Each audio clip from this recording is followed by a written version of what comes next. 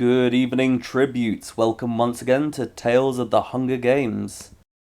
Before we begin, I'm going to be including various pictures that have been created by Kathleen Valiquette. She's been great to work with and will be producing more pictures that are going to be featured in other parts of the introductions to each games. I've included a link to her Instagram in the description and pinned comment, so feel free to have a look. Literary gore and mild spoilers will follow. The 67th Games, which took place in year 67. This year's games proved once again that some of the most effective alliances can be created from the most unlikely combinations of tributes. This year's victor was Augustus Braun, aged 18, from District 1.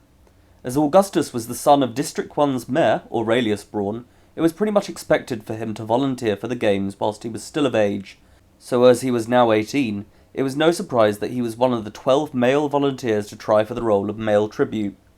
Augustus was given some private training by his father's friend and former victor, Cobalt Townsend, before the talent demonstration. So when these demonstrations took place a few weeks later, Augustus amazed the crowd by blindfolding himself and then throwing knives at pictures of the other volunteers, which he had ordered to be placed throughout the square. This impressive and provocative demonstration saw him easily make his way into the final 5. During the debates, Augustus explained that his father had made him watch the tapes of all the 66 games that occurred beforehand, which he stated had made him an expert on what to do and what not to do in the arena, whilst he also joked that he was now immune to the sight of blood and death, which got a chuckle from the audience. Another of the final 5, Ignacio, had been a strong contender for the role of tribute. However, his father was arrested the night before the debates for allegedly harbouring stolen luxury items of clothing in his house, despite pleading his innocence and stating that he had never seen them before. However, this affected Ignacio's image and reputation, which ultimately saw Augustus beat him by a narrow margin and earn the role of male tribute for District 1. Meanwhile, this year's female tribute was Elixir Fairweather, who had put on a relatively impressive demonstration with a bow and arrow. Then during the debates, she showed a strong variety of knowledge about how to kill someone else within the arena.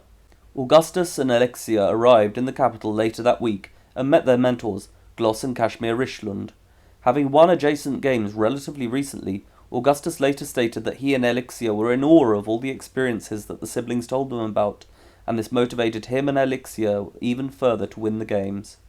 During the parade, Augustus and Elixir wore emerald and jade encrusted outfits, along with small jewels of these colours coated onto their arms and faces. As the chariots rolled down the parade, Augustus tensed his muscles, which made the jewels on his arm burst off and caused a cheer from the crowd, which improved his already strong reputation within the capital. Before training began, Augustus and Elixir met the tributes from District 2, Urban and Ambrosia. Augustus later stated that they also seemed like strong competitors, and that between the 4 of them, he could not decide who was the most likely to walk out of the arena alive. During training, Augustus worked a lot with swords, and like other careers, he aimed to intimidate the other tributes as much as possible. He was even reprimanded by Inabaria Golding, the head of training, for throwing a dagger deliberately close to the head of Heaven from 11, which made her jump in terror. During Augustus's interview after the games, Inabaria stated that Augustus had dismissed this act by saying, "Who cares? She'll be dead in a few days." However, the career pack marked Keenan from 5, Indiana from 6, Encilla from 9, and Valerio from 11 as the only real threats, and they decided that each of them would aim to kill one of these 4 during the bloodbath.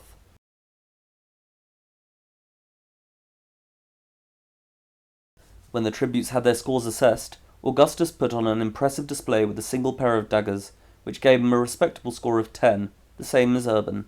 Elixir and Ambrosia both scored 9s, whilst Valerio and Keenan scored 7s, and the rest of the group scored between 6 and 2. Overall, this gave both Augustus and Urban odds of 4-1, which put them at the head of the pack, whereas Lillian from 12 and Heaven, who were also the youngest tributes, brought up the rear of the pack, with respective odds of 70-1 and 85-1.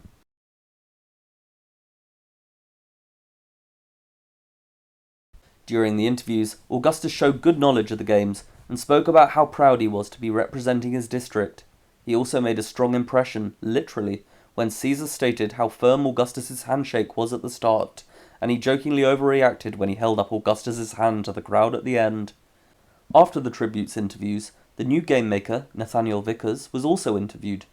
There was talk about how he was going to keep the games at the same level that had been maintained over the past decade by his predecessor, Harley Breen, but Nathaniel stated he was looking forward to giving his own signature style to the games, which did indeed pique viewers' curiosity. This year's games took place in a desert wasteland. They featured poisonous snakes, sandstorms, and lasted for 11 days. As the podiums rose into the arena, Augustus observed his surroundings. However, like most other tributes, he immediately felt warm, and so he opened his jacket as he continued looking around the cornucopia. He immediately noticed that the cornucopia's floor appeared to be made of earth that had cracked from the heat, whilst there were rather large rocky hills surrounding this clearing. However, there were also gaps between these hills, as well as wilted palm trees, scruffy bushes, and stone boulders that he could just about make out within these spaces. As the countdown made its way past 20 seconds, Augustus noticed some knives within the cornucopia, and so he set his sights on running in there as quickly as possible. He decided that once he had them, he would aim to kill whichever of the 4 stronger competitors was nearest. When the gong sounded, he ran as quickly as he could through the cornucopia, jumping over food and backpacks until he was the first into the cornucopia, at which point he grabbed the knives and a sword and, as taught, quickly identified targets within the nearby carnage that was occurring. Augustus threw a knife straight into the head of Dawson from 12, who was also running inwards to grab a weapon, but as Dawson collapsed and Augustus subsequently ran out from within the cornucopia, he saw Valerio strangling Elixir before he started banging her head against the ground. Therefore, realizing that he could now eliminate one of his strongest competitors, Augustus immediately charged over and threw a knife straight at Valerio's head, which instantly killed him and loosened his grip on Elixir's neck, which allowed her to get back up. As he looked over, Ambrosia was stabbing Indiana, and after looking back at the cornucopia itself, most tributes were fighting over the remaining supplies. However, it was then that Augustus focused on the pile of water bottles that had been stacked together right in the middle of the cornucopia clearing. As Augustus ran over to this pile of water bottles, Lillian tried to run past him, and so he tripped her up with his knife, before she was quickly dispatched by Urban. Just as Augustus then approached the bottles, he stabbed Wolver from 7 in the back of the neck when he was about to grab a bottle. Augustus grabbed a few bottles, then powerfully sliced his sword through the remaining bottles, much to the dismay of various other tributes, who seemed to be trying to approach the pile of bottles without Augustus noticing. Once the surviving tributes fled, even the other careers, especially Ambrosia, were annoyed by what Augustus had done, but he pointed out that there had been a lot of water there for a reason. He even told the others to look around, before correctly stating that without the water that he had just destroyed, they would stand no chance of staying hydrated. The other careers gradually realized that there was some sense in this idea, and they collected the remaining supplies within the clearing. For the rest of the day, the career pack travelled through the arena. They noticed how hot it was and shared a bottle of the water that Augustus had taken from the pile in the cornucopia. Whilst examining one of the boulders next to a path, Augustus and Urban tried to roll it, and eventually, after a lot of exertion, they were able to push it from its spot, and it rolled down the path, until it knocked into one of the palm trees and came to an abrupt standstill. Although the group continued looking for any remaining tributes and possibly a source of water, they failed to find either by sunset, and so they set up camp and agreed to when they would each keep watch and sleep for that night. The next morning, the group were abruptly awoken by Elixir, who screamed as a fabulous neon snake suddenly appeared next to her head. She quickly grabbed a knife and chopped it in half, which sent neon venom flying everywhere. Following Ambrosia's advice, Elixir washed off the neon venom that was now on her face by using the remains of one of the water bottles. Urban and Augustus were not initially happy about this, as they hardly had any more water, but Elixir stated that if Augustus had not destroyed most of the remaining water, then they may have had some more by this point. This caused the pair to argue some more, but Urban suggested that they kept travelling, and they may even find another source of water. The group continued walking near to the perimeter in a clockwise direction. They had to be careful of the snakes, but they mainly heard the hissing coming from the bushy areas next to the paths, and therefore realized that if they did not stray from the paths, they should be able to avoid the snakes. Whilst taking a break from walking in the early afternoon, Augustus discussed with Ambrosia if they should head back towards the cornucopia, but just as they were ending their conversation, they heard a painful scream coming from behind a nearby hill. Having studied past games at their respective academies, all the careers knew that this could be a trap, and so they very quickly made their way around the hill, whilst holding their weapons at the ready, until they turned the corner to see AOL from 3, kneeling on the ground and coughing in agony. He was indeed coughing so violently that he seemingly failed to notice the career pack as they crept up behind him. However, they were baffled to see that his skin had turned a mixture of bright yellow, pink, and blue, just like the snake's skin. As they crept in further, Urban grabbed his sword and raised it to stab AOL, who was still coughing away. However, just as he was about to do so, Augustus called out to Urban to stop. AOL twisted round at the sound of Augustus's voice, and as Urban stood next to him with his sword ready to swipe, Augustus asked AOL what had happened. He spluttered as he replied that he was bitten an hour earlier on the leg by one of the neon snakes when he was hiding in the bushes. Augustus considered what he said, then nodded to Urban, who immediately beheaded AOL, which sounded his cannon. That night, the Careers set camp nearby and continued to keep watch, not just from other tributes, but also from the poisonous snakes. However, as the 4 new fallen tributes were shown in the sky, the Careers were delighted to each receive 2 bottles of water from sponsors, which they immediately drank from. During the middle of the night, when Ambrosia was keeping watch, she thought she heard something, but after investigating it seemed that it was just one of the snakes, and the rest of the night watch continued without incident. As the sun rose on the 3rd day, the Career Pack noticed that it was extremely hot indeed, and they each drank from their bottles almost immediately after waking up. As they walked back to the cornucopia and turned a corner behind one of the hills, they saw Loach from 4 walking towards them, at which point he immediately ran away, before the Careers quickly chased after him. Urban quickly caught up with Loach, and although he wanted to instantly stab him, Augustus pointed out that he might know where other tributes were. Therefore Urban agreed to wait, whilst Augustus held a knife against his throat and started asking about other tributes' locations. However, just as it appeared that Loach knew nothing about the others' locations, Elixir suddenly vomited from behind them, and then almost fainted, but was helped by Ambrosia, who held her up. Loach laughed and said that she must have been bitten, but as he continued to laugh, Augustus drove the knife straight through his neck, which killed him. However, when Elixir recovered, Augustus and Urban asked her if she had been bitten, and she insisted that she had not, but that she may have a form of heat stroke from the intense sun. As they carried on towards the cornucopia, they continued to drink their water, but Elixir vomited again and kept coughing until they rested beneath a palm tree, and Ambrosia pointed out to Elixir that her skin was now the same neon colours that AOL's had been. Elixir started screaming hysterically as she realised that she had somehow been poisoned, whilst Urban and Augustus tried to calm her down, worrying about the noise. The boys asked her when she had been bitten, and she continued to swear that she had not. In a frenzy, Elixir frantically ripped off most of her clothes and revealed that there were indeed no bite marks. However, this also showed the neon tones of her skin, which proved that she had now been poisoned. Just then, Elixir started screaming again, but this time pointing at her bottle and claiming that it was the water. As the boys tried to calm her down once again, Ambrosia suddenly threw a knife at her head, which sounded her cannon just seconds later. When Augustus tried to ask Ambrosia what she had done, Ambrosia calmly replied that Elixir was already doomed, and that she saved her from suffering any further. Augustus later admitted that he was quite shocked by this, but that Ambrosia was indeed correct. As Elixir's body was lifted away by the hovercraft, Urban worried about his water being poisoned as well, but Ambrosia pointed out that if their bottles were poisoned, they would also have neon skin by now. However, to their frustration, they did not know if any of the other bottles were poisoned, and therefore they had to throw them away, just in case they were. The group then had an explosive argument with each other about who might have wanted to kill Elixir, but eventually they concluded that it was pointless for any of them to kill just one of the others, and so they agreed to each keep their own water to themselves in future.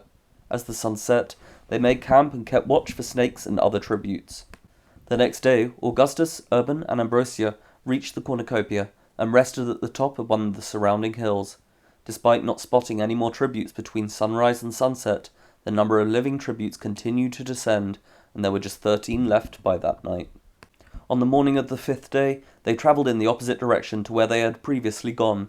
They were also sent some more water by sponsors, and although it may not have been completely clear to the Career Pack themselves, viewers could still see the mutual mistrust between them.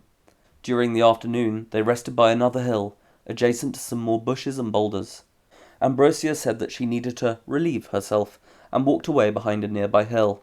Urban and Augustus then discussed which tributes were still remaining, and where these tributes might be, but just a few minutes into their conversation they failed to notice that one of the boulders behind them had started to roll down the hill straight towards them. When this boulder was just a few feet from where the boys were sat, they suddenly looked round and spotted it before jumping in surprise. Augustus managed to get up and run in time, but Urban tripped as he tried to get up, which resulted in the boulder rolling straight over his right leg and crushing it. Augustus panicked as he looked at Urban howling out in pain, and at his now mangled leg, But just as he did so, a knife came flying down from above the nearby hill and went straight between Augustus's legs. Not wishing to stick around to see what would be thrown at him next, Augustus grabbed his water and knives, then sprinted straight back down the path that they had come from, whilst Urban screamed out for Augustus to help before his cannon sounded just minutes later. Over the next 2 days, Augustus continued to roam alone around the arena, looking for a source of water in areas he had not yet explored. Despite begging sponsors for water, nothing came his way, which worried him as it seemed like viewers had given up all hope of him winning. However, little did Augustus know that Game Maker Vickers had placed a temporary ban on sponsor gifts, which indeed caused many tributes to become dehydrated, pass out from the sun, and even start to hallucinate. In fact, on the evening of the 7th day, Augustus found Keenan sitting in a dazed manner just behind one of the boulders. Although Augustus was initially going to kill him, he noticed that Keenan was talking to someone. After listening for a bit longer, Keenan seemed to be talking to his parents and begging for their help, even though they were obviously not there. Augustus later said that this helpless show of emotions actually made him feel quite sorry for Keenan, and so he put him out of his misery and killed him there and then. With 7 tributes remaining by the start of the 8th day, a feast was announced by the game makers, who promised tributes that they would offer them something that they all needed. Augustus was certain that it was water, but just at that moment, a sponsor gift came from the sky, and he was delighted to see that it was 3 large bottles of water. He then decided that although he now had enough water and would not need to risk collecting it from the feast, he would wait on the outer hills of the cornucopia clearing to spot which tributes would try to get the water, and then he would follow them from there. Augustus then made his way back to the cornucopia and hid on top of one of the surrounding hills. Just as he was starting to look around and see if he could spot any other tributes, a large bottle of water rose up from the central platform, quickly followed by Ro from 4, Derek from 6, and Melania from 10, all running from different angles towards this platform. However, as Augustus watched the 3 of them fighting between each other for this bottle, he heard a clinking of stones behind him and looked around to see Heaven, the little girl from District 11, about to grab one of his water bottles from by his feet. Heaven tried running, but Augustus quickly caught up with her and tackled her to the ground. He held his knife to her throat as she looked down her neck towards the blade, whilst trying to breathe calmly. Augustus ordered Heaven to tell him where Ambrosia was, seeing as she was still his biggest competition remaining. Heaven said that she did not know, but just as Augustus was about to run his knife through her throat, she said that she could help him find and kill Ambrosia. Augustus appeared confused, and later stated how strange it was to receive an offer like this from such an apparently weak tribute from an outlying district, but Heaven followed up by saying that she had already killed 2 of the careers, so she could easily kill another. As Augustus's frown deepened, Heaven grinned and told him that a few days ago she had chopped a snake in 2, then stolen an elixir's bottle while she was sleeping, before squeezing the snake's venom into it, then putting it back and running off. As Augustus was processing this information, she also said how she had to try hard not to laugh when she was crouching behind the boulders and listening to all of Urban and Augustus's wrong guesses about where she and the other tributes were, before she used a tree branch to propel the boulder down the hill. Augustus's expression was one that could not easily be described, but he took the knife away from Heaven's throat and agreed to ally with her temporarily. She famously grinned at Augustus and joked, "Dead in a few days, huh?"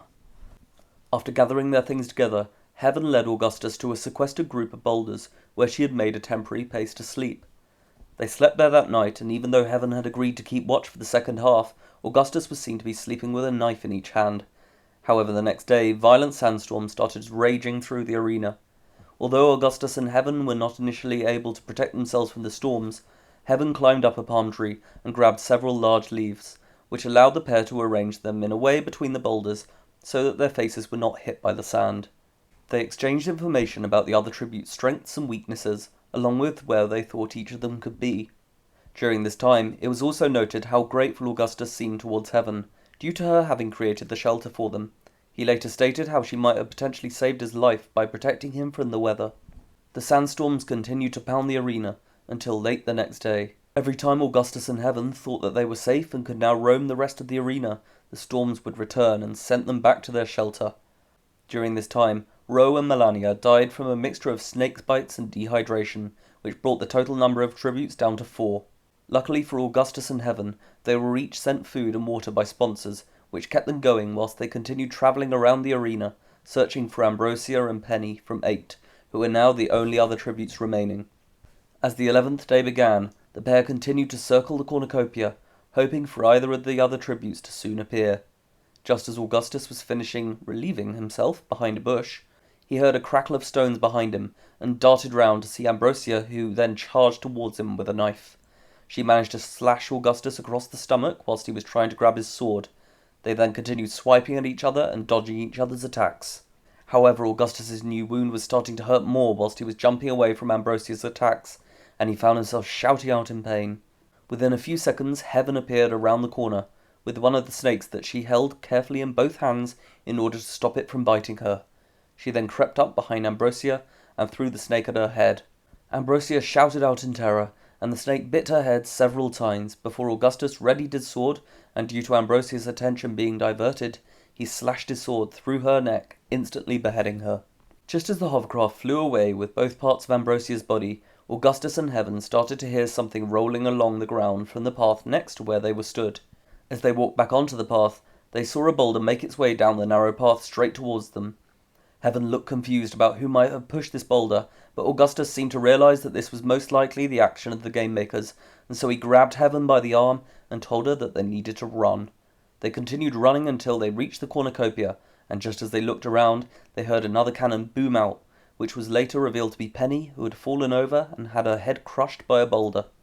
Augustus and Heaven now stood in the cornucopia, and just as Heaven seemed to realise that her only opponent was stood right next to her, Augustus charged at her with his sword. However, she managed to jump back and rolled out of the way. At that moment, she pulled a knife out of her pocket, which Augustus thought he had lost the day before. He threw another knife at Heaven, but she ducked once again before producing yet another knife, which he threw back at Augustus, very narrowly avoiding his neck. However, Augustus then grabbed another of his throwing knives and pretended to throw it, which made Heaven dodge, but just as she realised that he had not actually thrown it, he threw it again, and this time it hit Heaven in the heart, and she collapsed to the ground. As she lay on the ground, Augustus even sat with her, and told her how strong an opponent she had been, and that she should be proud of herself. She died shortly afterwards, leaving Augustus as the victor. After winning, Augustus initially chose to live in the capital, but due to his father's intervention, he returned to District 1 and started teaching at the training academy, specialising in non-career district reconnaissance. However, he went on to be killed in the Victor's Purge of 75.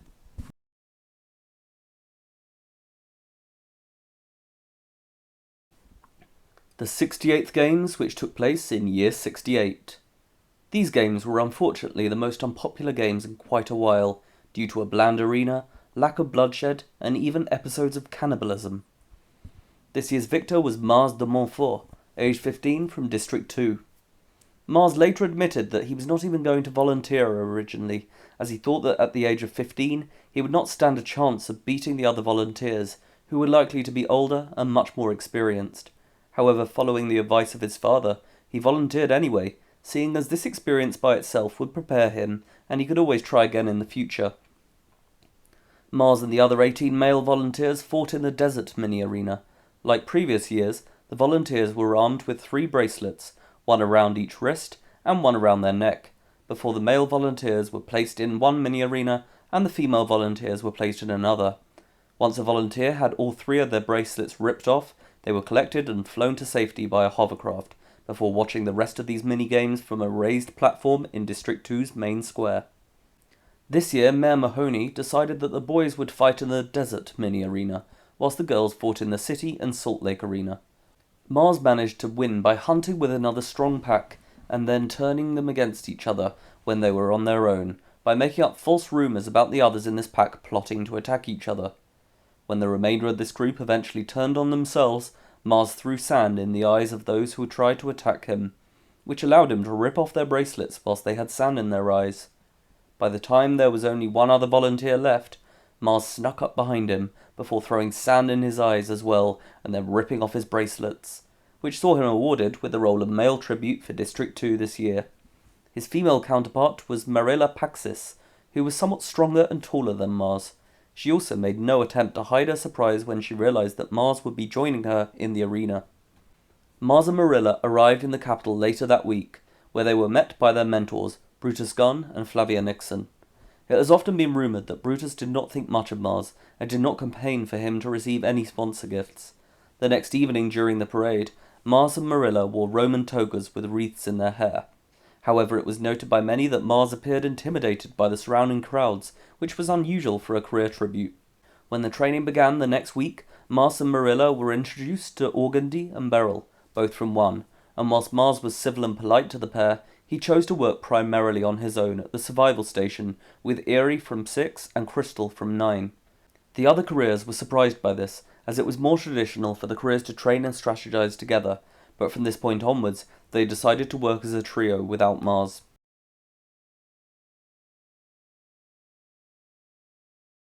When it was time for tribute scores to be assessed, Mars threw knives on human-sized targets, but there were some inaccuracies throughout his display, which left him with a training score of 8, which was still respectable, but low for a career, and he ultimately received odds of 9-1. Meanwhile, Marilla and Beryl both scored 10, and Organdy even scored 11. Many of the tributes scored between 5 and 7, with the lowest score at 4. Overall, this made it rather tough for Caesar Flickerman and Claudius Templesmith to judge the group, but nevertheless made it more exciting for them to speculate.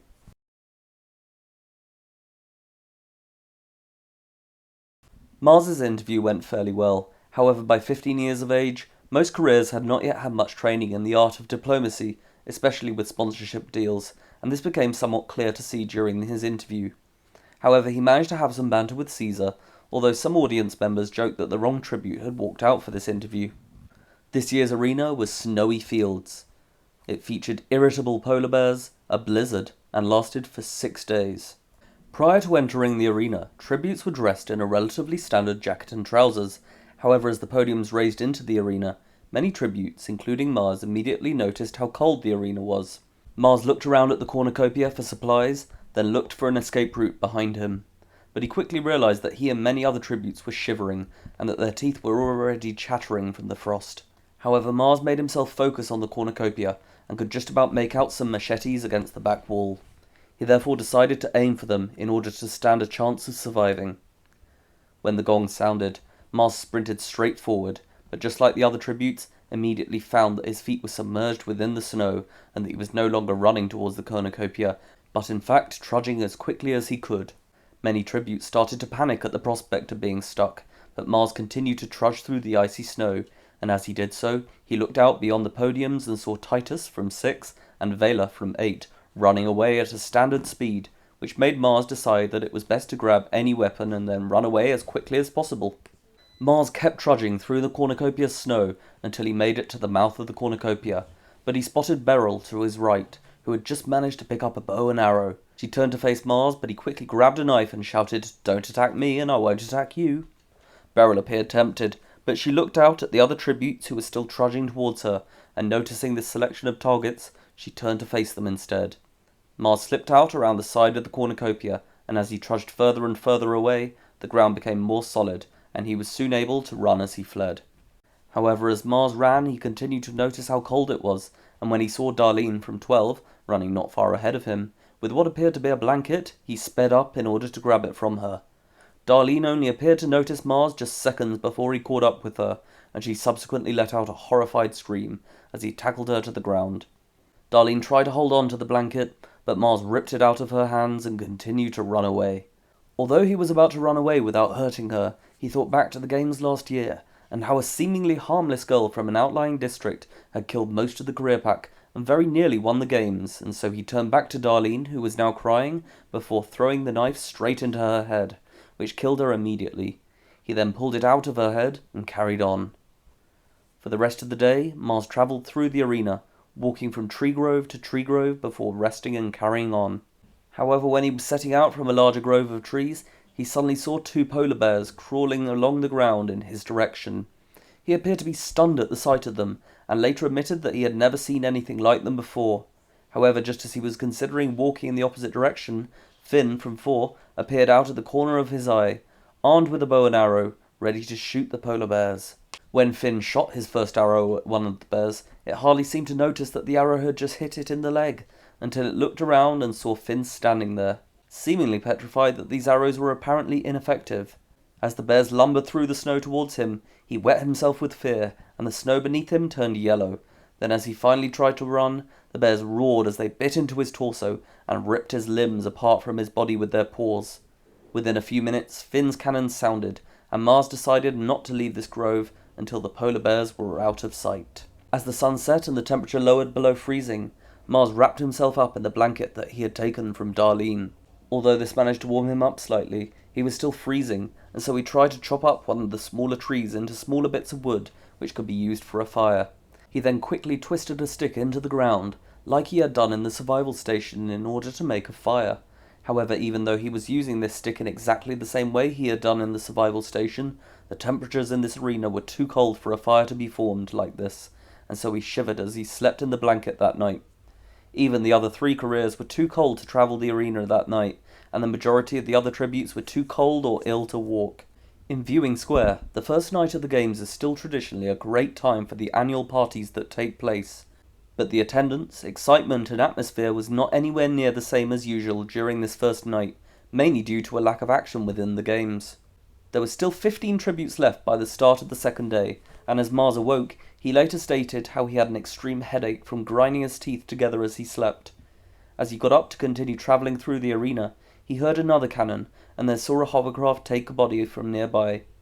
He carefully ran to where he had seen this hovercraft, whilst looking out for polar bears and other tributes. But when he arrived to the spot where the body had been taken from, he did not see any blood or anything else which implied that this tribute had been murdered, which therefore meant that they had probably died from natural causes, most likely the cold. However, Mars did find a half-eaten sandwich which he quickly pocketed for later. It was known to viewers that this fallen tribute was Edna, from 3, after she had died from hypothermia-related symptoms. At this point, Mars realised that if he did not find a source of warmth very soon, he would also likely die due to the cold, and as he looked round to see a polar bear galloping across the snow towards him, he realised that now might be his only chance to acquire a very decent source of warmth. He therefore got his knife ready and aimed to throw it straight at the bear's head. Just as the bear ran to within feet of Mars, he threw the knife as hard as he could, and it hit the bear straight in the brain.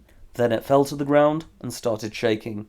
Mars quickly took the knife out and continually stabbed it in the head, which killed it properly this time.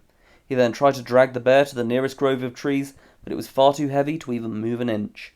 Therefore, while still being very careful about the threats that could come at him from all angles, Mars quickly cut through the polar bear's fur and into its skin. He spent the best part of the next 2 hours continually cutting through the skin of the polar bear's left side until he had finally cut off all this side. Although the skin carrying the fur was still very heavy, he managed to drag it into the nearest grove of trees before collapsing in exhaustion in the bloody insides of this makeshift fur blanket. Mars spent the night nestled in this blanket, and by the time the sun rose the next day, there were only 9 other tributes remaining. Although he was still covered in blood from the polar bear's skin that was attached to the fur, he did not care, as he now felt warmer and much more prepared for fighting. However, just minutes after waking up and getting ready to travel again, Mars noticed a blizzard forming in the distance, which was heading straight towards him. As he was getting ready to run, he considered that the grove of trees in which he was hiding, along with the fur blanket, would actually make a relatively decent shelter from the blizzard, and so he once again hid in the blanket and stayed there for the rest of the day, as the blizzard continued raging around him and throughout the arena, without affecting him that much. Although the game makers had started the blizzard in order to move tributes towards each other, it in fact had the opposite effect, and led to most tributes taking shelter where they already were, which also caused Juana from 10 to die from hypothermia-related symptoms, leaving just 9 tributes, hungry but still alive, by the time the sun set. When Mars awoke on the 4th day, he felt somewhat relieved to see that the sun was now shining brightly, and as he got up and walked among the trees, he sensed that the temperature was actually tolerable. However, just like the other tributes, he was still extremely hungry, and realised that he would need to eat soon, or potentially start to feel the symptoms of starvation. He continued to walk back the way he had come, whilst also hoping that there might soon be a feast at the cornucopia, and that he could get something to eat when it happened.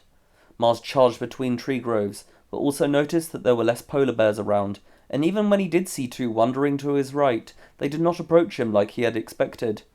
However, after a few minutes' rest in one of the groves, he heard a cannon sound, then looked through the trees and saw something that he later stated he would never have the pleasure of being able to forget.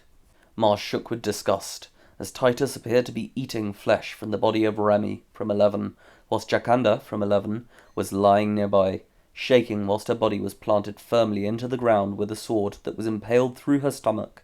Just as Titus used some machetes to extract Remy's heart, the hovercraft rapidly appeared above the gruesome scene, and the Deathclaw dropped down in order to retrieve Remy's body. However, Titus was still trying to eat Remy's heart, and ended up tugging onto Remy's body as it was lifted off the ground by the Deathclaw, until, much to his anger, he lost his grip and was dropped back down into the bloody snow. Titus roared out with anger before pulling the sword out from Jacanda's stomach and ramming it through her chest. Amazingly, it took about 10 seconds for Jacanda's cannon to sound, whilst Titus tried to grab her heart from her chest. But just as he subsequently bit into Jacanda's heart, the hovercraft quickly dropped its Deathclaw once again. This time, Titus territorially crouched over her body and roared at the hovercraft as the Deathclaw descended. However, once it became clear that the body could not be taken, Titus was electrocuted and knocked unconscious, before the parts of Jacanda's body were retrieved and the hovercraft flew away. Just like Mars, many capital citizens in Viewing Square were absolutely disgusted by what they had just seen, and several even called for Titus's tracker to be detonated there and then. Although capital viewers were obviously not averse to death, cannibalism had never occurred in the games before, and it greatly upset many citizens. The viewing figures for this year's games subsequently dropped to the lowest point that they had reached in several decades, with many citizens and businesses now choosing to boycott this year's games. For the next few hours, Mars remained in the same grove, still in shock at what he had just witnessed, whilst Titus momentarily screamed as he made his way to the cornucopia. As Titus continued through the snow, Mars followed his footsteps, but kept his distance so that he did not risk becoming Titus's next victim. Later that day, with 7 tributes remaining, the feast was announced to be held in 1 hour in the cornucopia. Mars strongly considered heading to the cornucopia, as he was desperately hungry at this point. However, he remembered that all 3 of the other careers were still alive, and that they would be likely to kill him if they saw him there. However, he realized that he still had access to warmth with his fur blanket from the polar bear, as well as water that he could extract from the snow, so he decided not to go, and hoped that a sponsor may give him food, as he was now feeling extremely famished. When the feast occurred, Marilla and Beryl were both killed by Crystal, who had hidden behind the main platform, and threw knives at both girls' heads as they retrieved their feast bags from the platform, before running off with their feast bags. Meanwhile, Mars followed Titus as he saw him set camp for the night in a grove by the perimeter, and therefore he set camp in the nearest grove, still without being seen. That night, however, Mars found it extremely difficult to fall asleep, remembering that there was a cannibalistic maniac who was much closer to him than he wished. However, he was delighted to be gifted with a small picnic that night, which allowed him to eat until the end of the games. The next day, Mars continued to follow Titus as he made his way around the outer hills of the arena. However, just as Mars was resting and Titus continued to walk ahead, he saw Titus running over the horizon, and as he caught up, he saw Titus tackling Jezebel from 5 to the ground. She appeared to put up a decent fight, but as soon as Titus cut into her shoulder, she let out a cry of pain, and her fate was sealed. However, as Titus continuously stabbed Jezebel and salivated as she died, Mars heard an intense rumble from the top of the nearby hills, before a wave of snow rose up from the perimeter. As the snow was hurtling down the hill towards Titus, he seemed far more interested in Jezebel's dying body, and he only noticed this avalanche just a split second before it caught up to his position. However, Mars, who was close to Titus, was also close enough to the avalanche for it to bury him. As it rocked down towards Mars, he sprinted perpendicularly to the wave, as he heard the 2 cannons of Jezebel and Titus. He continued running, but was eventually caught in the tail end of the avalanche, and almost completely buried beneath the new surface of snow. Despite spending the next few minutes almost freezing to death beneath the snow, Mars's head and left arm were not buried during the avalanche, and he eventually managed to hoist himself out of the freezing snow. However, he was annoyed that he had lost his supplies except for his knife. He stumbled to the nearest grove of trees and collapsed in exhaustion, before sleeping for the rest of the day and most of the following night. Early the next morning, as the sun was rising, Mars was awoken by the rumbling of the ground. His only remaining opponents were Crystal and Organdy, and he seemed to realize that the game makers were now sending them all back to the cornucopia for the showdown. Indeed, he could see a wave of snow gradually flowing from the nearby perimeter. Wasting no time, Mars got to his feet and ran back to the cornucopia as quickly as he could. As he was running, he heard a cannon, and presumed that this was Crystal, but when he reached the cornucopia, he was surprised to see Crystal trying to get on top of the cornucopia. Unbeknownst to Mars, Organdy had tripped and knocked his head on a rock, which ultimately saw him caught by the avalanche. However, as Crystal was climbing, she failed to notice Mars running straight towards her, with his knife at the ready. Just as she was hoisting herself up, Mars threw his knife as hard as he could at her, and it hit her in the spine, which made her scream out in pain and lose her footing. Despite not being the tallest tribute, Mars was able to grab Crystal's leg and then pulled her down from the cornucopia as she continued screaming. She then tried to grab onto Mars's arms, but he rolled her body over and took his knife out of her spine before plunging it into her throat, which killed her within a few seconds and left Mars as this year's victor. After achieving victory, Mars returned to District 2, where he finished his studies and later became a peacekeeper in District 7 before being killed in the Victor's Purge of 75. This year's games are generally considered to be some of the least popular of all time, due to the lack of bloodshed and Titus's cannibalistic display. The night the games ended, head game maker Nathaniel Vickers went missing, before his body was found floating in Capitol Lake a week later, after he had seemingly drowned himself in the shame of the perceived failure of these games.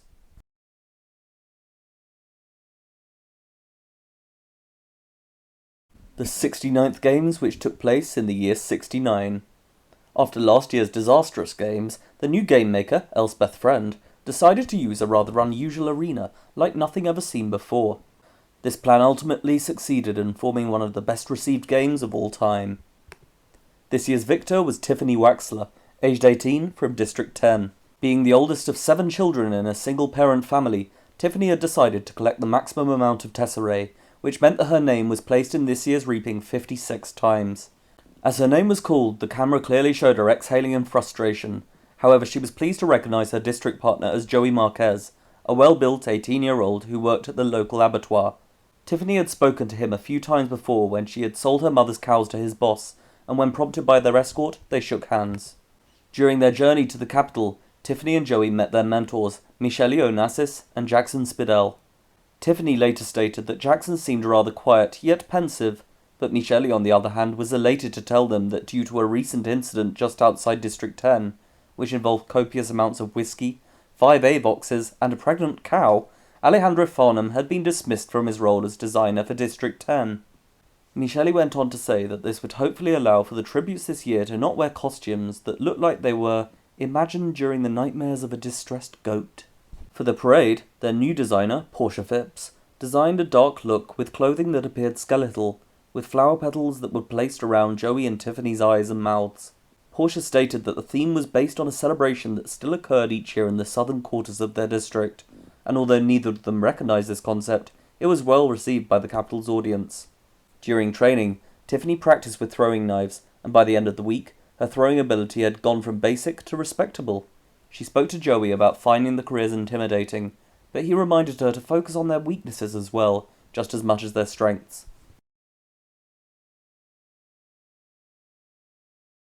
When it came time for the tribute scores to be assessed, Tiffany threw the throwing knives at static targets, and surprised the assessors with her improved accuracy, since they had first seen her using them.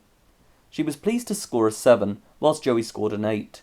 This year's tributes all scored rather strongly, and whilst 7 is a good score, this ultimately placed Tiffany in the middle of the pack, with odds of 20-1 however, which implied that she was unlikely to win.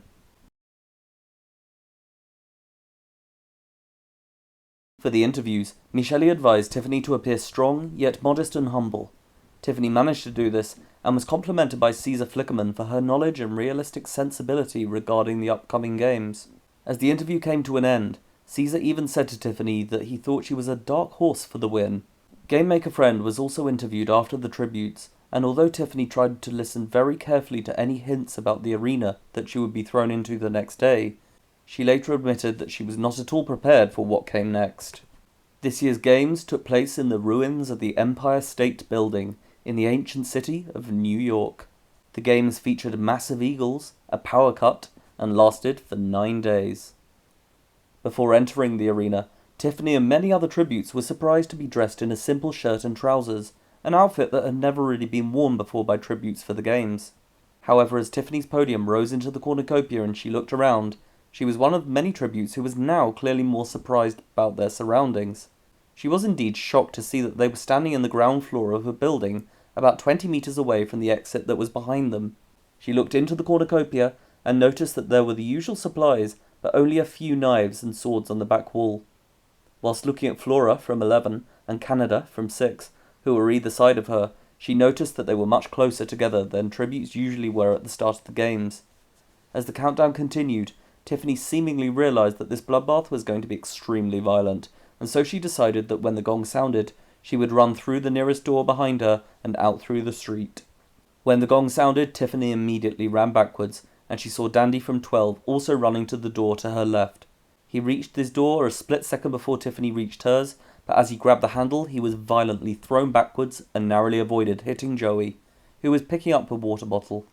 Tiffany quickly jumped back from the door, and as Hem from 8 screamed as she was thrown backwards from a door on the other side of the cornucopia, Tiffany later admitted that it was then that she realised they could not escape from the building, and as she looked at the ongoing bloodbath, Mackenzie from 3 rushed past her and ran up the nearest flight of stairs. Just as Tiffany was about to follow Mackenzie up the stairs, Flora ran past her towards the door and was thrown backwards as well. Tiffany quickly ducked in order to not be hit by Flora's screaming body. However, her scream abruptly stopped when she flew straight into Penelope from 2, who was then knocked to the ground. Quickly realising his opportunity, Joey dropped the water bottle and ran across to grab Penelope's sword, which had fallen to the floor beside her. He then forced the sword through Penelope's head and ran away from Nereus from 2, who was quickly approaching him. As more tributes were now running up the stairs and away from the cornucopia, Tiffany realised that they needed to get out quickly, and so she ran around the nearest corner and was relieved to see Joey following her. Tiffany waited behind the corner for Joey, and when he appeared, they ran together, searching for an empty stairwell. However, they noticed that one of the lifts was open on their left side, and Rasper from 11 and Zinnia from 12 was standing inside, with Zinnia desperately pressing several buttons with high numbers so that the lift would ascend. Just as the doors were starting to close, Joey rammed his sword between the doors, which made the doors open again, before he and Tiffany rushed inwards, and Zinnia impatiently shouted at them, then repeatedly slammed the same buttons with her hand again. As the doors finally started to close a few seconds later, Rosalind from 1 appeared through the gap, and Tiffany screamed as the doors reopened once again. Rosalind swiped his sword inwards, and even managed to slice off some of Tiffany's hair. However, Joey rolled out of the lift straight towards Rosalind, before stabbing him straight in the stomach with his sword. As Rosalind winced in pain and started falling to the ground, Zinnia tried to push the lift buttons again, but Tiffany stopped her and pressed the button to open the lift doors, much to Zinnia's annoyance. Joey ran back into the lift before the doors closed and the lift finally started to ascend. As the floor number increased, Joey suggested to Zinnia and Rasper that they should ally with him and Tiffany. Rasper agreed while Zinnia seemed reluctant, but after eyeing Joey's sword, she eventually nodded in agreement. Tiffany later stated how unusual it was to see such attitude from a tribute from District 12, and so she decided to keep an eye on her. As the lift continued rising, Tiffany noticed that they seemed to be heading to the 88th floor. However, when they were rising through the 30s, she pressed the 41 button. The others, including Joey, asked why she did this, and Tiffany pointed out that other tributes who saw them get into the lift would probably expect them to go up to the highest floors in order to escape the cornucopia, whereas this floor would be a less likely place for them to go. Zinnia seemed the most skeptical, but did not voice her concerns. When the lift stopped on the 41st floor, Joey led the group around with his sword in order to check that there were no other tributes present. When the 4 of them realised that this floor was empty, they agreed to take turns keeping watch by the stairwell and the lift shaft before staying in a small office far from the centre of the floor. Rasper had acquired a loaf of bread from the cornucopia, and Zinnia had a bottle of water, which they agreed to share. The group decided to stay on this floor for the rest of the day, and were pleased that there were no signs of any other tributes. That night, 11 fallen tributes were shown on the screens by the lifts, including Rosalind and Penelope from the career pack. The next day, Tiffany, Joey, Rasper, and Zinnia decided to stay where they were for now. As it got lighter, they continued to rummage through these dilapidated offices, but there appeared to be nothing inside them except for old parchment. Tiffany and Rasper tried to make sense of them, but they only mentioned names of companies, currencies, and places that they did not recognize.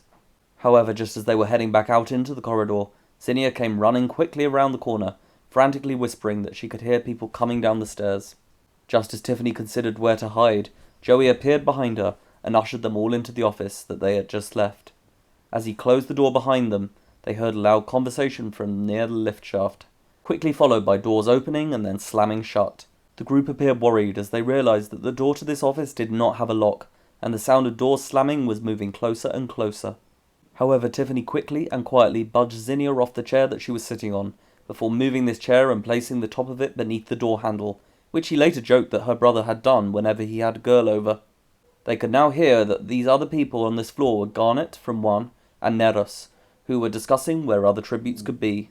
Tiffany and the others covered their mouths as Garnet and Neros approached closer, but when their door was pushed, Zinnia almost let out a little yelp of terror. They heard Garnet shout out to Neros that this door was jammed. Neros told her to wait a second, and Joey quickly pushed himself against the door. A second later, the door shook violently as Neros pushed himself against it. Rasper got Joey's sword ready as Joey painfully leaned against this door. They then heard Garnet excitedly exclaim that someone might be in this room, but just at that moment, they all heard a deafening screech coming from above. Tiffany later stated that they could not work out where the scream came from, but just at that moment, a human figure fell straight past the window, screaming as it went. However, to the group's relief, Neros immediately said to Garnet that they needed to go upstairs, and they were heard running away, before the lift was heard ascending away from this floor. Little did the group know that this was Zebedee from 7, after he had been pushed out of the window by Bran from 9. After almost an hour had passed, the four of them left the office and decided to head down to the 40th floor, in order to not be found by Garnet and Neros if they decided to return.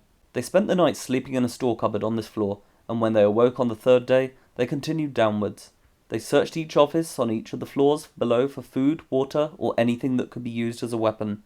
However, the only food that they could find was an old pack of biscuits in a rusty drawer that made Tiffany gag with disgust when she smelt them. They also tried turning on water taps, but nothing except for putrid gunk flowed from them. As the group explored the 29th floor, Zinnia had started looking at what she thought were cameras, begging for any food or water to be sent their way.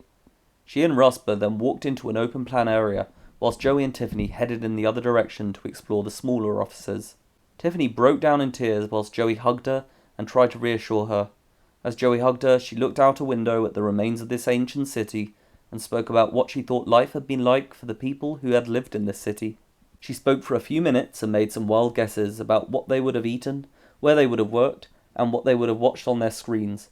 Tiffany's thoughts and predictions interested Capital viewers, and some of the answers to these questions were even featured on the summary of the games that was shown that night. The show of vulnerability and curiosity also put Tiffany on the Capital's radar. However, just as Joey was about to give his thoughts, a loud scream was heard, followed by a smash of glass. As Joey and Tiffany sprinted back to where they had left Zinnia and Rasper, a cannon boomed out, and as they ran into the office, they saw Canada and Olympia, both from 6, who were trying to force Zinnia out of the window, while she was desperately trying to hold on to the sides of the window and screaming out in terror. Joey ran towards them and threw his sword straight at Olympia's head, which immediately killed her and sounded her cannon. However, her body fell out the window behind her, taking Joey's sword with it. Meanwhile, Zinnia was grabbing onto Canada's jacket, whilst he was trying to run around a desk to the nearest exit, but Zinnia grabbed a pair of scissors from her pocket and stabbed him in the neck, which sent him to the floor, and he died within a minute. When he fell, Zinnia showed the scissors to Joey, and rather merrily said, "I found these, by the way." However, just as Tiffany looked at these implements that she had never seen before, Zinnia scowled at her before sarcastically saying, "Oh, and you were very helpful." As a deathclaw attached to the nearby perimeter entered through the window, Tiffany, Joey, and Zinnia thought it best to leave the room, and they headed down to the 28th floor, where they rested in an office. Then, as the sun set, a bleeping was heard from near to the stairwell. The trio were at first worried that it might be a trap, but after approaching very slowly, with Zinnia brandishing her new pair of scissors at the front of the pack, they realized that the beeping was coming from one of the screens, which was showing a picture of Tiffany's face with an arrow that was pointing downwards towards a hatch in the wall. Tiffany opened the hatch and was delighted to find a bottle of water and a sandwich. She sighed with relief and thanked the nearest camera, before eating a bite of the sandwich and having a sip of water.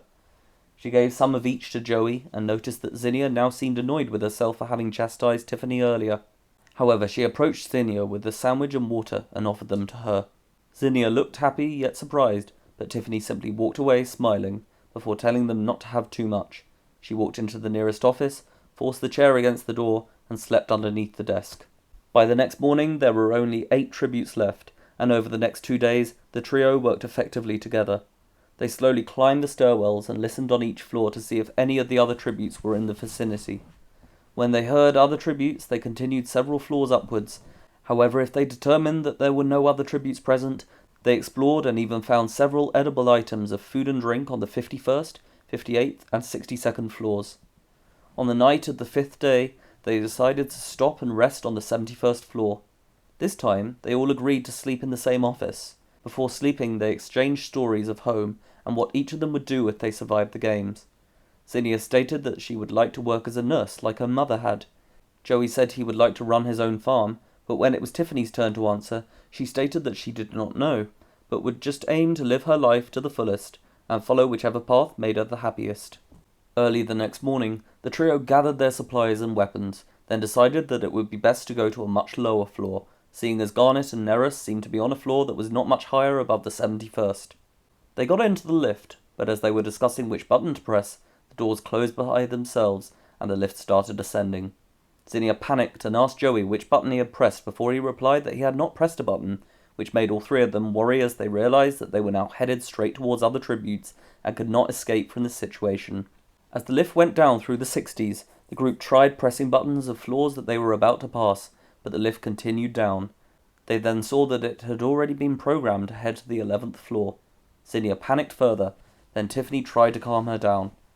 It was then that Tiffany said that they needed to hide. Just as Zinnia asked where they could hide, Tiffany gave a sympathetic smile as she pointed upwards. As the lift descended through the 50s, Zinnia started sobbing uncontrollably and Joey tried to hold her to calm down, but Tiffany then asked Joey to give her a leg up. He helped her up as she was able to push away the ceiling panel of the lift before she looked out through the top into the darkness. However, she could just about make out some dark cables at the side of the lift shaft, which were holding it in place. She took a deep breath before pulling herself upwards on top of the lift as it continued whizzing down through the 40s. Joey hoisted himself up and with Tiffany's help managed to get himself on top of the lift, and she quickly warned him of the cables. As the lift continued through the 30s, Joey called back into the lift for Zinnia to come up, but she was now crouching in the corner, quietly shouting that she was scared of heights. Tiffany and Joey both called for Zinnia to come up as quickly as she could, but she got up again and frantically tried pressing the buttons of nearby floors, to no avail whatsoever. As the lift entered the 20s, Tiffany shouted at Zinnia that the tributes on the 11th floor would kill her. However, when this still did not work, Tiffany quickly went into detail about how instead of killing Zinnia, they may torture her by cutting off various parts of her body in exchange for answers. As the lift went through floor 20, this finally seemed to do the trick, and she suddenly tried to grab at Joey's hand, which he had lowered through the lift's ceiling. Luckily for Zinnia, Joey was extremely strong, and managed to lift her up with one hand. Just as Zinnia made it through the ceiling, she let out a panicked gasp, but Tiffany quickly shoved her hand over Zinnia's mouth, and Joey grabbed the ceiling panel. Just as the lift finally arrived on the 11th floor, Joey put the panel back into place, and they heard the doors open. Tiffany kept her hand over Zinnia's mouth as they heard Garnet and Neris walk into the lift. They were surprised that it was the careers as they thought they were higher up in the building, but after a bit of undeterminable chatter, the lift ascended. Neither Tiffany, Joey, or Zinnia could tell which floor the lift was going to, but Tiffany tried hard to listen to what the two careers were talking about. However, due to the noise of the lift and her concentration focusing on keeping Zinnia calm, she was unable to hear what they were saying. The lift continued rising, and Zinnia's breathing hastened as she appeared to realize that it was a further distance for any of them to fall. However, the lift finally stopped at a place that Tiffany later stated was definitely higher than any of them had been yet within the arena. They heard the careers walk out, but they seemed unable to tell how far they had ventured from the lift. After a minute of silence from within the lift, Tiffany whispered that now was their chance to get away from the careers. She very quietly opened the ceiling panel and could hear the careers' conversation. She then slithered down as silently as she could into the lift with the help of Joey, who was holding her hand as he lowered her in. She noticed a gust of wind flowing into the lift, which surprised her. However, just as her feet touched the ground, her water bottle hit the ground with a thud. Just as she heard Garnet asking what the sound was, Tiffany quickly hit a button. She then saw Neris appear in the corridor in front of her as the lift dinged and the doors started to close. Tiffany let out a scream as he ran towards the lift, and as the doors closed, he threw a knife, but she quickly threw herself to the floor and it hit the mirror behind her instead. Neris almost made it to the lift, but the doors closed and it started travelling downwards, as Tiffany let out a huge sigh of relief. As Joey and Zinnia opened the ceiling panel in order to come down, Tiffany looked at the floor number and realized that they had been on the 93rd floor, but were now heading down to the 55th floor. When the doors opened, the group held out their respective weapons, but when there appeared to be nobody else around, they walked cautiously into the corridor and waited until they realized that there was indeed nobody else on this floor. After the excitement of what had just happened and with the sun now setting, Zinnia went to a nearby office in order to sleep. Tiffany and Joey stayed up a bit longer and ate some of the sandwich, but just as they were about to head to bed, a sponsor gift arrived in the hatch by the stairwell. As they neared the screen, they realized that it was for Zinnia, and they opened the hatch to see that it was a large loaf of bread. Joey and Tiffany took it to the room where Zinnia was sleeping, then quickly realizing that they were also exhausted, they chose to sleep there as well, underneath the dilapidated desks. There were still 7 tributes remaining when the group awoke the next day. As they ventured out into the corridor, they heard an announcement ringing out from the nearest speaker. They recognized the voice of Game Maker Friend congratulating them on making it this far, before telling them that a feast would now be held on the top floor and that all tributes would be offered something that they needed. Tiffany and Joey were very much in favor of attending, but Zinnia pointed out that it was most likely to be another bloodbath. The former pair were confused by what she meant, but Zinnia stated that her mentor had strongly advised her against going to the feast if she made it that far, especially if they already had supplies or a weapon. Despite being extremely tempted, Tiffany and Joey eventually agreed to not attend. Amazingly, this went on to be the first feast in which no tributes were killed. However, it may be because the only tributes to attend were Garnet and Neris, whilst the rest stayed put. The trio then headed downwards and continued searching each floor to see if any new supplies or weapons had been left, but unfortunately there was nothing new except for a few empty water bottles and bread crusts, which Zinnia still pocketed. However, when they were on the 49th floor, they looked around one of the larger offices, and to Joey's surprise, there were 2 full water bottles left on one of the desks. Tiffany looked over and was surprised to see this as well. Zinnia stated that this was strange, but just as Tiffany realized what might be happening, she felt herself being tackled to the ground.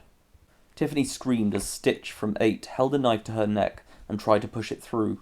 Joey ran towards Stitch, but was hit in the shoulder by a knife that was thrown by Bran, who suddenly appeared from behind another desk, which sent Joey to the floor.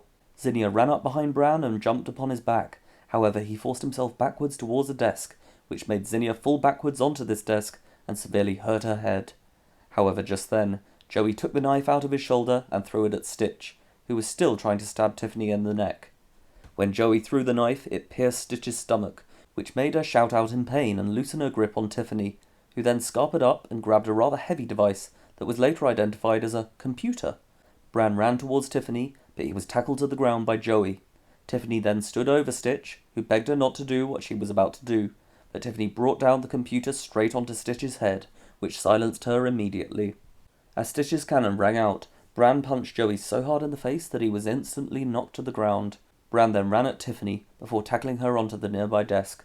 He leaned over her as he strangled her, and she later stated that she thought that this was the end for her. However, just as things were starting to feel faint, Bran let out a piercing howl, as Tiffany looked behind him to see that Zinnia had grabbed a small black device, and had appeared to pierce Bran's ear with a rather strange-looking implement. During the game's analysis for that day, this device was later revealed to be named a stapler, and was traditionally used to hold parchments of paper together.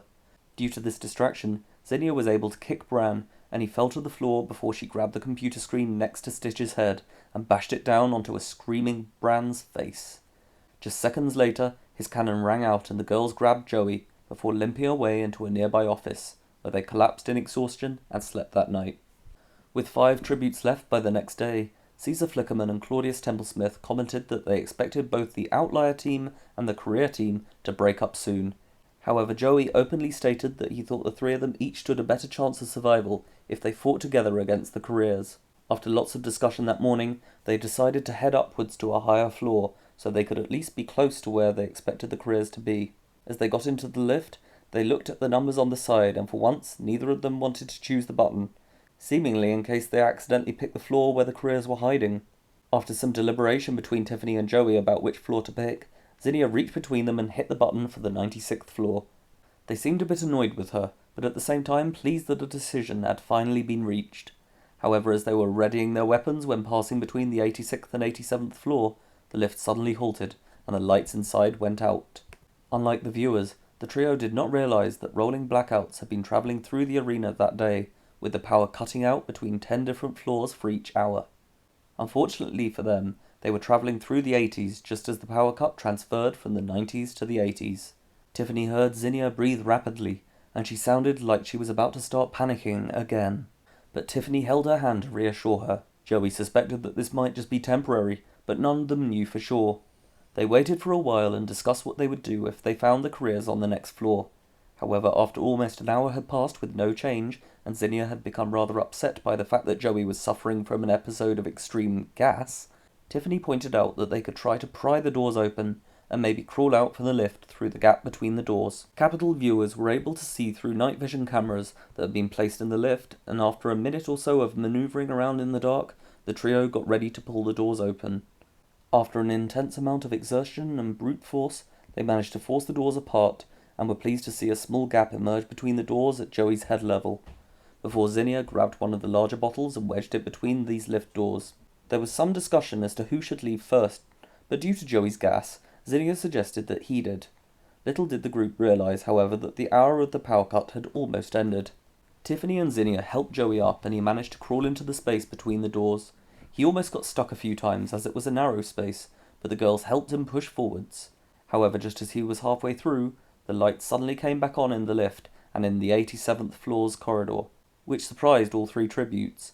Just then, the door started to close and crush Zinnia's bottle, which made Joey frantically ask the girls what was happening. Tiffany shouted at him to keep crawling out of the lift, while Zinnia tried to pull him back in. The doors then pushed into Joey's body, which made him shout out in pain. He tried to crawl out some more, but just as he was pushing himself, the lift started moving upwards again, and as Joey screamed in horror, his body became wedged in the doors at the bottom of the lift. Tiffany desperately tried to pull him back in, but at that moment the lift let out a mechanical whirring sound as his lower half broke off into the lift. The girls screamed as they were covered in blood, and Joey's cannon sounded. As the lift continued up to the 96th floor, Tiffany shouted at Zinnia, who was now crying in a shaken state on the floor. She sobbed as she apologized to Tiffany, but stated that they were still better if they worked together, which Tiffany later stated that she hated to admit was true. When they reached the 96th floor, they did a very quick sweep of the floor, but noticed that the stairwell now had a door across it. The doors to the lift closed, and they tried to open it again in order to go back down, but the power to the lift was no longer working. Tiffany and Zinnia seemed to realize that the showdown was almost upon them. That night they slept in one of the offices on this floor. They were going to take turns keeping watch, but Tiffany no longer trusted Zinnia, so even though she pretended to sleep, she hardly managed to sleep much at all, as she later admitted that she was constantly watching Zinnia. The next morning the girls got up and explored very carefully around this floor. There were several occasions when they thought they heard noise, but it appeared to be a false alarm. However, there still appeared to be a strong breeze flowing through the offices, and the pair could not work out why this was so, as there were no windows open anywhere they could see. In the early afternoon, Zinnia started looking for more weapons, and she ventured into the side of the floor that they had not yet explored. But just as she opened one of the doors, she screamed when she almost fell through the hole in front of her, and as Tiffany ran over to see what had happened, she realized that there was in fact no floor beneath. Zinnia held on to the handle of the door as she tried to push her body back over the door frame. She shouted at Tiffany to help, but just at that moment they heard a loud screech before a large eagle flapped down towards them, and Zinnia let out a fearful scream. As Tiffany watched in horror at this approaching eagle, she found herself stepping back to avoid it. Zinnia screamed at Tiffany to help her, but the eagle grabbed the collar of Zinnia's shirt in its beak before it flew off upwards. As Tiffany stepped back, she heard Zinnia's scream, shortly followed by her cannon. As she closed the door and ran away, she heard yet another cannon, and realized that one of the careers must have also died. It was in fact Garnet, who had just been thrown from the 102nd floor by Neris. At this moment, Game Maker Friend congratulated both tributes before telling them that they had 60 seconds to head to the 99th floor, or their trackers would explode. Tiffany quickly processed this information and then ran up the stairs. She made it up the 3 floors with just a few seconds to spare, before hearing Neris running towards her through the office to her left. Tiffany quickly ran into the much larger office to her right. She dived behind one of the desks and waited for a minute or two, trying to work out where Neris was. However, just as she poked her head up, a knife came flying towards her and clipped her right ear. She shouted and ducked back down before crawling away behind other desks. Knives were still being thrown towards her as she darted away, and at one point, Neris managed to hit her in the back of her leg, which made her collapse down to the ground. However, she took the knife out of her leg, and despite the intense pain, managed to stay quiet and hide. Realizing that Neris was likely to now be very close behind her, she came up with a plan that she hoped would fool him. Tiffany cut off some of her hair with the knife that she had been stabbed with. Although it was painful, she managed to cut off a decent-sized amount and knew that her bright red curly hair would be distinguishable to Neris. As she heard him continue to push over chairs and make his way through some of the desks to her right, she carefully took off her shoes and placed them along with the lock of hair underneath the desk that was opposite to her, so that it looked like she was crouched there.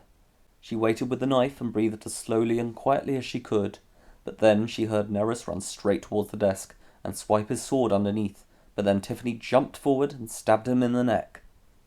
Although she had successfully stabbed him, Nerys was still standing, and he pushed Tiffany back onto the desk, which he had hid under.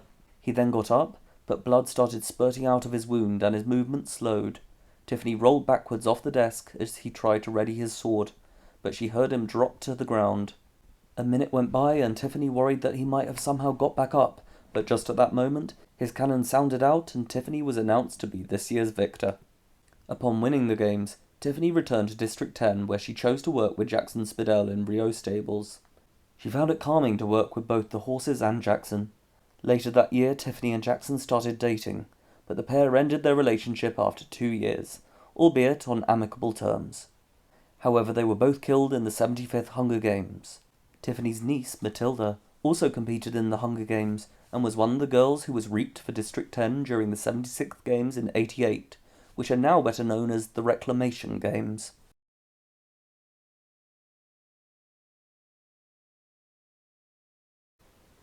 And that is the end of this week's set of games.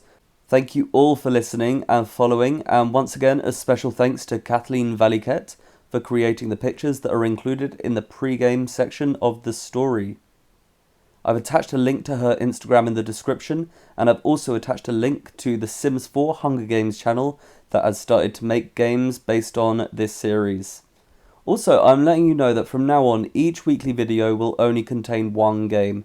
So next week, for example, will be the 70th Games, the week after that will be the 71st, and so on.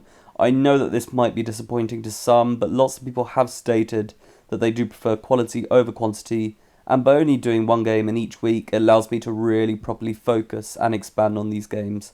Not to mention that work this week was quite manic, and as much as I love making these stories, I don't want to get fired. My record for getting fired is 8 days due to an incident involving quavers, and I'm not planning on beating that right now. Anyway, I wish everyone a pleasant week and look forward to creating the 70th Games for you.